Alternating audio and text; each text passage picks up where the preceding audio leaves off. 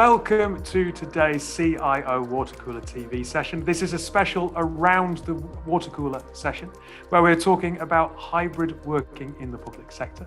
And to do that today, I'm joined by three experts. We've got Mark, Floriana and Lee. Before we dive into any questions and debate, let's just make sure that our audience is familiar with the panel. Mark, can you tell us a little bit about yourself, what your role is, who you work for? Yeah, I certainly can. So good afternoon, everybody. Mark Nairn. I work at Virgin Media O2 Business, more formally Virgin Media, and I've been at Virgin Media Business for 6.5 years now. I look after the sales engineering or the technical design team focused on supporting public sector customers here at Virgin Media O2. I keep forgetting the O2 bit. That's me. Floriana, arbitrarily, you are next to Mark on my screen. Would you mind introducing yourself? Yeah. Hi there. So my name is Floriana. I'm CIO at the boroughs of Wandsworth and Richmond. I joined the business in June 2019, very new to local government sector, and I will be managing a department of 140 staff. Thank you. And Lee, certainly no means least. Thank you. Yes, Lee Rickles. I work in the NHS and the CIO at Humber Teaching NHS Foundation Trust, who provide mental health, community and primary care services to the population of Hull and East Riding. I'm also the programme director for the Yorkshire Number Care Record. It's an open standards, open source patient sharing system that we use in our particular region, quite successful. So that's me.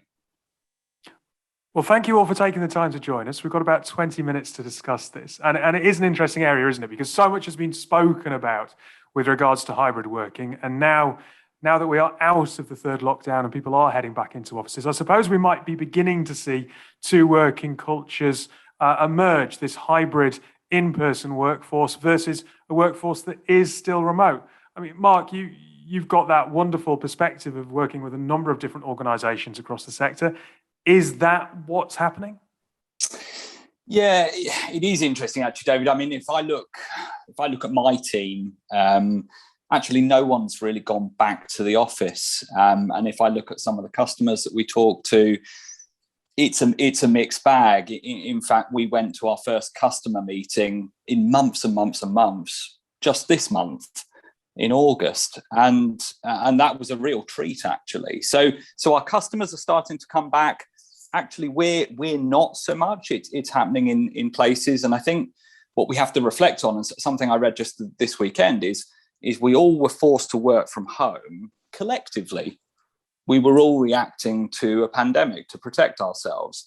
So, is working from home going to continue in the capacity that it has, or is it going to shift? Is that collective, everyone's doing it, that dissipates, and do we sort of revert to type? I do think there is definitely the hybrid model. I think that's got its place. The challenge then, as you mentioned, is does that lead to different cultures developing? I think definitely at home, as I am today, am I at risk of being isolated? Do I miss those casual conversations in the corridors? Do I miss those team get-togethers, the softer stuff? Yeah, definitely. And those that are going back to the office are able to embrace that again. Certainly from what I've seen when I have been in offices just this year, and that's happened only a couple of times, it's felt a little empty. And I think, are we going back to get the office culture, that collaboration? In my opinion, not quite yet. So I think there's that risk, and then the answer has to be, well, what is the solution? And I think communication has to be the glue there. And something we've done here is created team manifestos. So we've gone to our teams and said, well, how do you want to work? How do you want to work collectively as a team? If we get together, where do we do that? How often do we do that? So I think there are some answers we can start to pull together in response. Out of interest, Floriana, I suppose you've been in this situation where you've got frontline staff and you've got that scenario that Mark's describing all the way through the pandemic. And maybe it's horribly kind of arrogant of someone like me who's always worked in an office, then suddenly not been allowed to work in an office, to say, well, this is new because you've been dealing with this for 18 months, right? Yes, it's about finding the right balance. Yes, I do have the desktop people as well as the business model phone deployment people. They've been on site all the time. So social distancing, the 30, 40 people in the office. And then all the other functions within the department, they've been working from home, me including. So I think is well accepted and understood by the desktop people and the mobile phone people. They actually have to be on site. At the same time, now the people, the business is trying to move towards agile working practices, and now as a hybrid model, just trying to find the balance between the days in the office and the days at home. So each of the functions within my department, there are some functions that could easily work from home all the time. Others, actually, they need to be on site. And for all the rest, including myself, is going to be a balance of 2-3 days at home and 2 in the office, and mainly in the office for collaborative work, for getting to know, especially when you go new staff. And I'm going through a restructure as well. So I've restructured the full department virtually. So and actually I'm pretty much done. And it's all about, once I'm gonna have the new structure, then get to know each other and get to know the new roles and who's doing what. It's important for me to have that presence in the office. So when, now that we're allowed to go back to the office at least a couple of days a month. I suppose at the minute we're approaching this from a point of view of what works for an organisation in terms of how it's going to work. But Lee, where distance has been enforced, I suppose it makes it harder to identify those members of your team who are struggling. And if we think about, certainly in my own organisation, we had youngsters who were kind of 23, 24 years old, having to work from bedrooms, sat on beds, not ideal working situations. How have those pressures been spotted? Because that's obviously a big part of how well the wider organisation operates. Yeah, it's a really good point, purely because it's that much more difficult to spot stress, difficulty. People generally can smile, but not really feedback or explain their concerns or the reality of the situation, especially in the early days of COVID. People were very, very worried anyway. So, I mean, we've had some formal and informal approaches to how we've managed that stress. And some of that is because we've also had a lot of frontline staff who are extremely supporting patients. So a similar approach. So, we've got the obvious ones: risk assessments, occupational health referrals, specialist service that have direct call lines. So if you are stressed, please ring, and we have talking therapies that can have that conversation, so they don't have to necessarily go through the line manager. And that line manager may be the problem, to be fair, because they're struggling with the whole remote working. How do I keep on top? How do I trust my team when I can't see my team? I'm not used to actually seeing digital activity or other ways of measuring. The points that have been touched on them softer items. I mean, most organisations have applied, water cooler moments, or that walk to the coffee conversation. Just by noticing, are people on video? Are they having that conversation? Are they very similar to how they would operate? And how have they adjusted to the home working? Purely because in a lot of cases, coming to work doesn't mean you have to deal with children. It doesn't need to, you've got to have a different conversation with that member of staff. So, in the circumstances where staff have to work different hours or be more flexible to reduce that level of staff, it's really having that conversation. I think the key bit during COVID we've found is more, how can you create that flexibility but still provide patient care? Because, patients ain't going away in the NHS. We've done that all the way through. But it has meant that the managers have had to have additional support as well as staff and additional development to see where there may be problems, may not be problems. So I think it's multifaceted. And I think, to be honest, organisations have had to develop different approaches to seeing that stress. I've had staff that are stressed because, they're at home with their family and they're the only ones that are looking after the kids, and the kids are all off school. So how do you manage that situation? And we've still got to do work. You've just got to be really flexible and understand that person will always be trying to do their best, they've got to have that conversation. I'd say the one real one that has made a big difference here, I would say, is that ability to ring that helpline and have that conversation and do that in a very anonymous and an informal way. That way, the reality is it doesn't impact that working relationship. So it's been a really difficult one, but I think in the current circumstances, it's changing because we can actually do face-to-face now, so it's easier to have that catch up. So Mark, it'd be great to bring you in, and I think you're keen to come in anyway, but where we've got Lee and Floriana, they're talking, well, Lee's there talking about kind of a line that people can get help from, and he's talking about the fact that obviously we've got people here who are on the front line. Where this differs, I suppose, from enterprise is the organisations we're dealing with, they have had staff on the front line of this pandemic. You know, we all stood on our doorsteps and we clapped doctors and nurses, but Floriana and Lee are working in organisations who've had to deal with the reality of this rather than just reading and seeing about it on the television. I suppose that's probably affected the way that you're dealing with your clients and having to be that bit more sensitive to that. Yeah, no, it is. And I just wanted to touch on a couple of things that Lee said, David. One, that employee helpline. So we've got similar mechanisms in place, and just a reminder that that's there, and that it's okay to take some time out and make those calls. And yeah, that's important. And I found that, you know, with the teams that I look after here.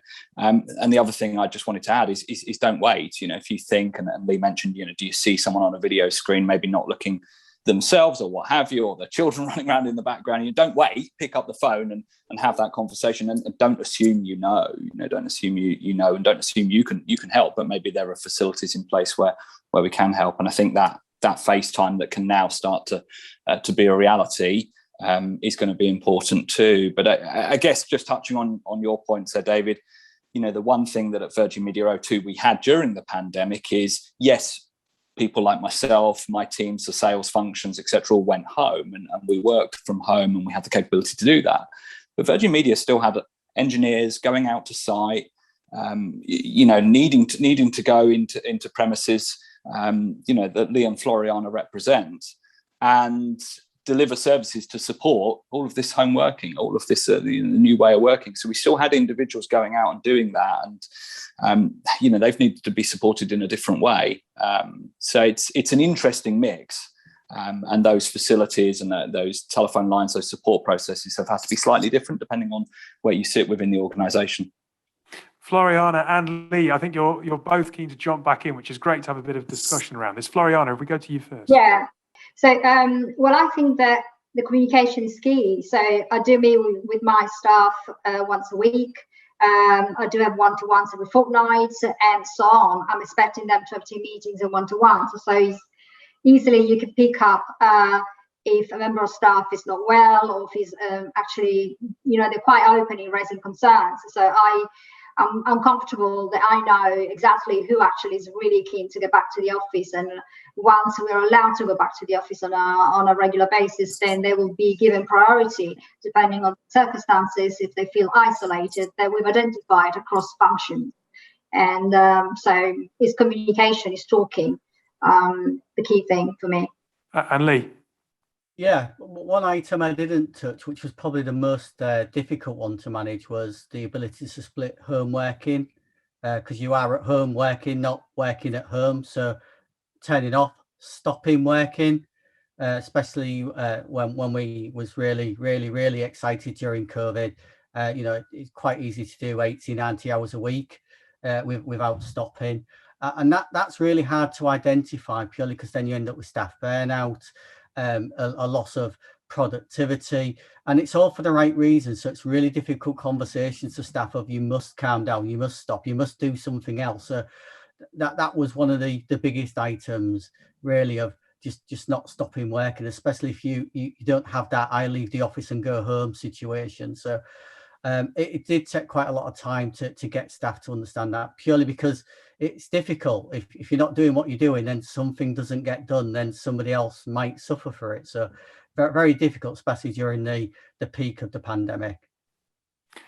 Floriana, businesses have had to make some enforced changes due to the pandemic. I mean, many organisations might have ended up with some very rapid, unwanted legacy. What do you think that's taught business leaders, or technology leaders rather, when balancing strategy alongside those external pressures?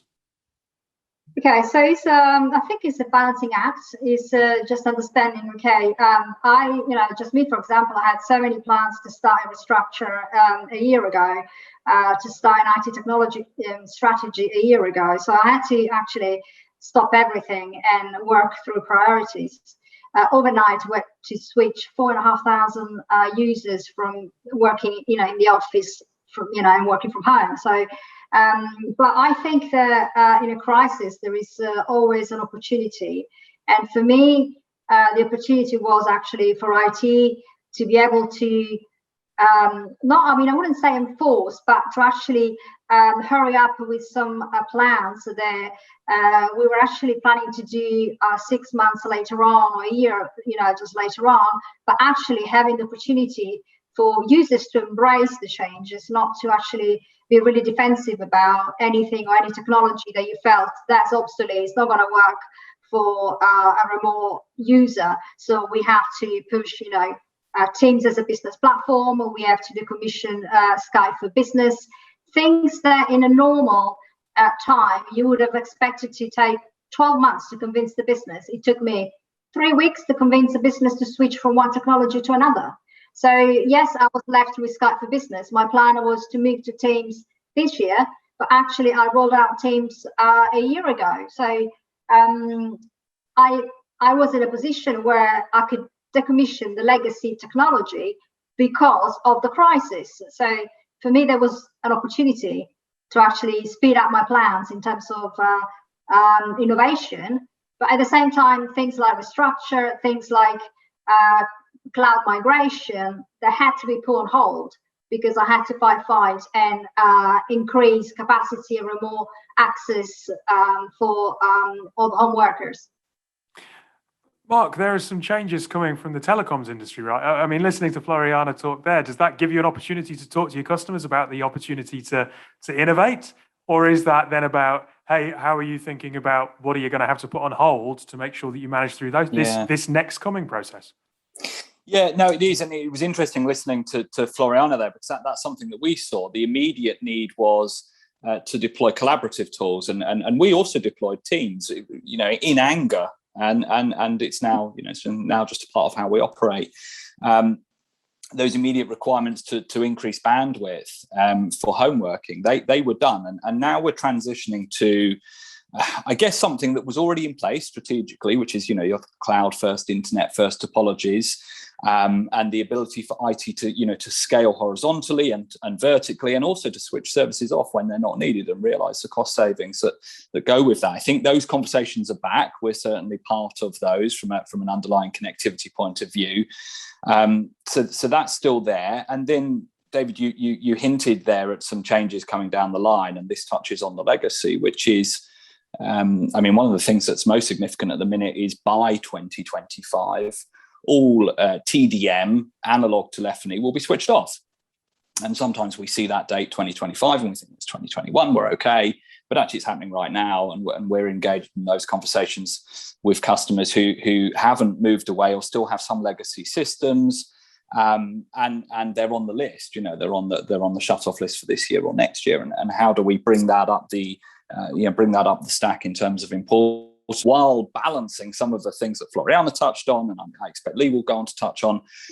It's a bit of a juggling act, but we've got these different pressures, the pandemic pressures, the new way of working, and also regulatory changes. Mark, last quick question. Has the pandemic led to a wider acceptance of some of those technologies in the day-to-day lives of citizens? Certainly, we've seen that Generation X and Generation Y have suddenly flooded onto some of those technology platforms. We've seen a huge expansion of the use of tech in older generations.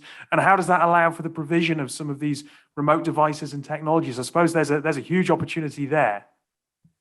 Yeah, no, agreed. And we've all seen, if I now go to my shop with cash, I get a strange look. If I pay on my phone, that's completely acceptable. So we've had these sort of consumer-driven changes that have happened as well. We've all had the NHS app. many of us will have the NHS COVID passport app. And there has been an acceptance broadly that, well, that's just something you do. And if you need a device to do that, so you need to go and do that. Now, that has excluded, I think, certain parts of society, there's no doubt. And I'll be broadly, I imagine the older generation have struggled there. And those video conferences with our doctors, the wearable technology that we can use to measure, our heart rate, blood pressure, temperature, etc., and feed that in, which is saving the NHS money and it's saving time. It's making us be more efficient. That does segment itself to one part of society, probably those generations that you mentioned. But I think broadly an acceptance. I think again, it's accelerated. I go back to that cash example. It's accelerated the way that we're dealing and interacting in society. And I don't see that changing. I don't see that reversing. Where do you see the opportunities are for organisations that you're dealing with? App-based for business to public and business to patient, NHS to patient and local authority to citizen, I think app-based integration of services. Should I be able to, for example, talk to my generic voice assistant and make reference to the fact my bin wasn't collected? Because I as a citizen, would find that a useful way of interacting with my local authority. So I think that the continuation of app-based digitalisation, it's been accelerated, and I see it continuing. Well, look, we've got a couple of minutes left. Floriana, I know you're keen to come in, and Lee, so a quick word from each of you to finish the session would be great. Yeah, I was actually listening to Mark, and yes, the technology at the council, we've seen an increase of interaction online through our websites. So people are a lot keener to embrace technology. And actually, from my perspective, to be heard by the business, to be taken seriously and not actually be seen just as a utility. My laptop, it's not working. Can you fix it? So more of a partner, and me being an IT internal provider and partner to the business. So that was a big opportunity to be seen in a different light. So I've got customers or services, adult social care, children services coming to me for advice. Well, before they didn't listen to what I was saying because they felt I was being obstructive.